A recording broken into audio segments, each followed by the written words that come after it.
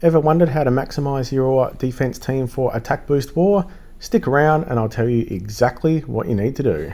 Greetings loyal minions, welcome back to the SciShow, the #1 ranked YouTube channel for people who currently have blisters on their feet. If that's you, I appreciate you. First of all, I'll go over some general war defense setup strategies that I like to adhere to. I'll then take that further and talk about the attack boost war, the rules and the different heroes you can use there. I'll also show the importance of having the correct positional lineup, so the right heroes in the right places, and I've got some examples of why that's important. And lastly, we will go over my defense for the upcoming attack boost war and why I've set it that way. When setting a war defense team, I like to think of what I wouldn't like to face. So what things annoy me when I'm going against a war defense. So straight up we have the tank, the character in the middle, who will generally fire first, depending on the speed that you choose. I like to have a hero there that's either going to really support my team or really annoy the enemy team. So the prime example at the moment is Costume Jiao Chan, who heals, adds the minions, and also those minions can steal the buffs from the enemy team. So you're instantly making them think about what heroes they can and can't take. I won't take that hero because it's got really good buffs and they may get stolen. Alternatively, if you've got a hero that can really impact the enemy team, like casting silencers, a large ailment, it instantly makes them think they have to bring a cleanser, or they need to bring heroes that may fire faster because they don't want to wait until they're silenced and that type of thing. So it really just makes them, it counts out some of the heroes that they may want to bring and some of the better heroes that will be able to kill you. So it just changes the team that the enemy can bring. From there, any hero that adds mana I find is really, really useful because it just puts the pressure on the enemy team to think, oh, if that hero goes off, all their mana is going to start increasing. So that can be at tank, it can be at the wing or anywhere else.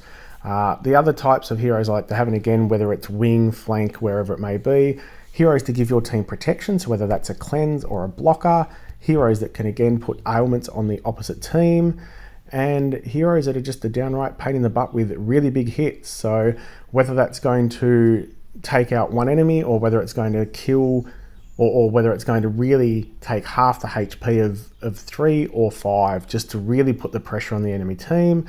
And obviously anyone that's going to give you your team survivability and do a hit. So I like multiple use characters, things that, you may throw a dodge up but also do a hit.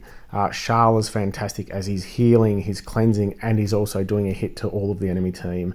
So just try and pick that team to be as annoying as you can, but also try to make the synergy work. So if you've got 3 heroes that are doing the same thing, there's probably not really much point taking them. Like if all 3 heroes are giving you a block of an ailment, then it's probably no point doing that. Or if they're overriding each other with some of the dancers, if you've got a dodger but then you're having a dancer override that dodge, it can still work, but you're trying to maximize what you can. The other thing is to keep in mind the mix of attack and defense. So there's no point having 5 healers if they're not doing any sort of attacking at all. It may win a timeout here and there, but generally you're not going to have the attack to actually kill the enemy team. So make sure you get that balance right. And we'll go on now to a attack boost. So we have defenders of both alliances are supported by attack boost. All defending heroes get 10% attack when attack boost is activated. This effect grows stronger each time it is activated. This war support activates faster when there are defeated defender heroes on the field. Straight up to me, that is telling you that over time, your heroes are going to get stronger. So in this type of war, I like to try and have a bit more healing up front. So I may have the healing tank. I may then put a healer and a defender next. So a healer, but someone who's going to do something such as a Hathor with the ailment block. And then I like to try and also have another healer that hits in the flank position. So that's beside the tank. So you've basically got 3 people up front that are just continually healing your team or boosting your team and keeping you alive. One of them is also a hitter. So they're getting stronger and doing more and more damage. And obviously the slash attacks are all doing more damage. And then I'm going to have the hitters on the wings. So 2 hitters that are just going to continually get stronger. Because of that, I generally like to either have a hit 5 or a hit 3. I'm not a huge sniper fan, but if you have some of those toons, their attacks are just going to be huge. So you can probably instantly take one enemy out with that sort of thing. So keep that in mind. That's what I like to do with the attack boost war. And we'll now move on to some positioning information. I've had a few questions about why it's important to have certain heroes in certain positions on the defense team. I've also seen a lot of enemy teams set up with heroes in the wrong position. Now, it's not always 100% important, but some heroes, they will just work far better in certain positions, and I've seen them in places that it makes no sense. Now, I am on holiday and I'm absolutely knackered. I'm trying to get this out with enough time before war for people to watch it and update their defenses. So I will just quickly go through this, freeze it in a few positions and discuss things. I don't have time to put in my silly graphics and stuff that I usually do, so I do apologise if you enjoy that. And a big thank you to McNulty's defence team for being the star of the show. To set this up, even though I'm controlling my offense team here, we need to pretend that that's the defense team and they are set up in left to right as they are. So first of all, we have Erlang Sheng, the yellow dude with the crown. He has an ailment which, when it's removed, it will inflict around about 1,000 damage. Now, Christine Day, the yellow chick next to him, she has a part of her skill that removes the ailment from Erlang Sheng and therefore inflicts the 1,000 damage.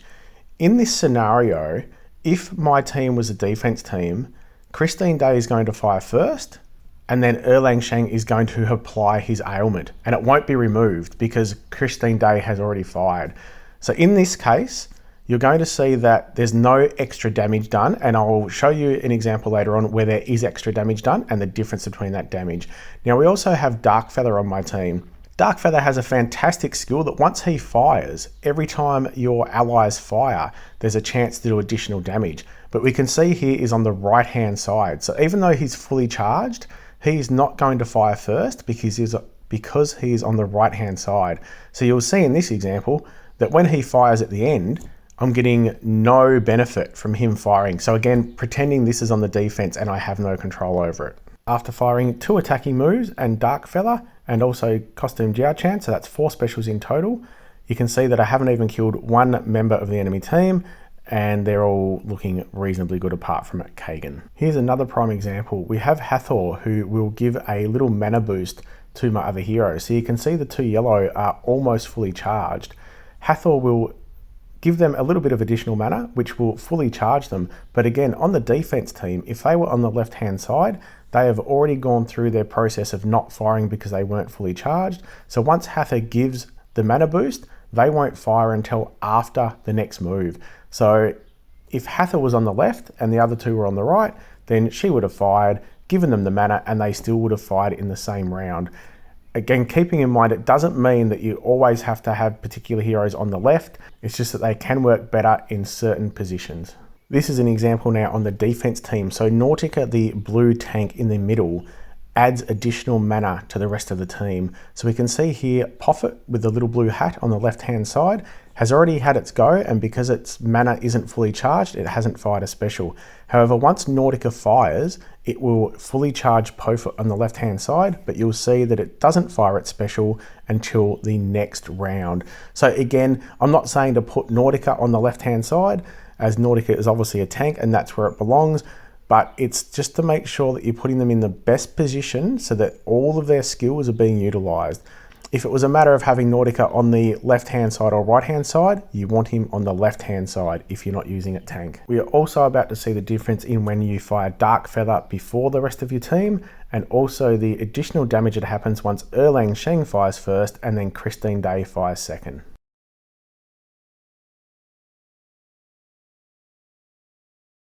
We also see, because I fired Darkfeather first and all of the other specials then activated his bonus abilities, that we've wiped out 3 of the enemy team, and the other 2, or one of them had soft skin, so it hasn't had much damage, but the other one also has lower health.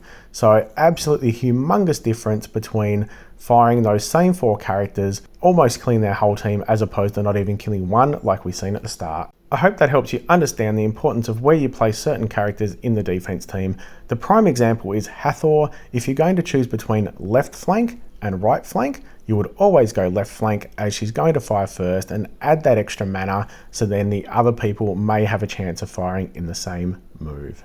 And lastly, we have my defense team for the upcoming Attack Boost War. We have Costume Jiao-Chan at tank to give me the heal, the minion protection, and obviously those minions that can steal the enemy's buffs. We have Hathor at left flank to give me the boost, the protection from ailments, and also the mana boost. We have Shimmer Scale on the left to give me a protection against Wither, which is quite often used against Costume Jiao-Chan.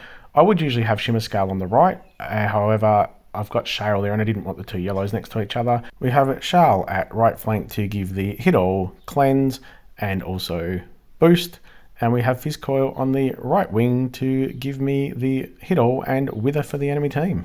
I really hope that helps you set up your war defense and perform better in war. If you enjoy what I'm putting out, please remember to gently caress that subscribe button, give your kid a scritch for me, and have a good one.